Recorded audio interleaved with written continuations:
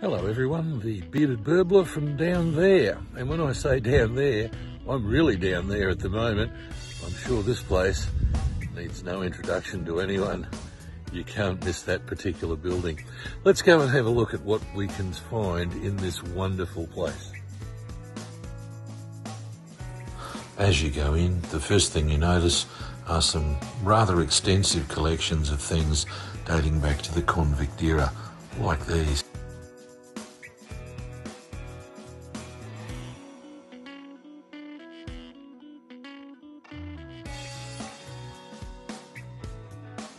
At the left-hand end of the penitentiary, we have a couple of small rooms like this with skylights in them.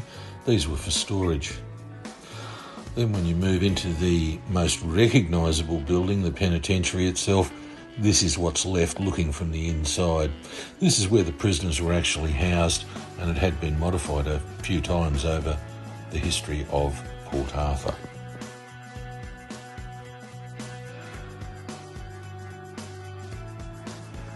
Moving along, you can see some of the cells. These are where the prisoners used to be housed inside the main building. Looking from the inside of the ruin, you can actually see the scope and the scale of it, 4 stories tall, looking out through the bars. These are views the prisoners would have seen. This is the bakery, and this is an old fountain. Once upon a time, this is where the workshops were. As you can see, there's not a whole lot left, but this is where they were. To the right of that is a drainage channel lined with limestone. Prisoners cut these for drainage. There's the guardhouse and, of course, the old town hall.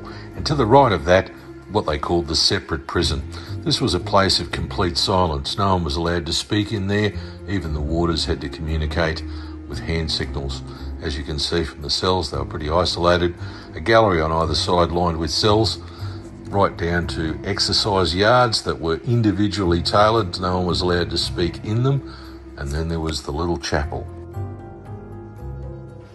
Having worked up an appetite, you might like to sample Cafe 1830, overlooking the ruins, which has some magnificent meals.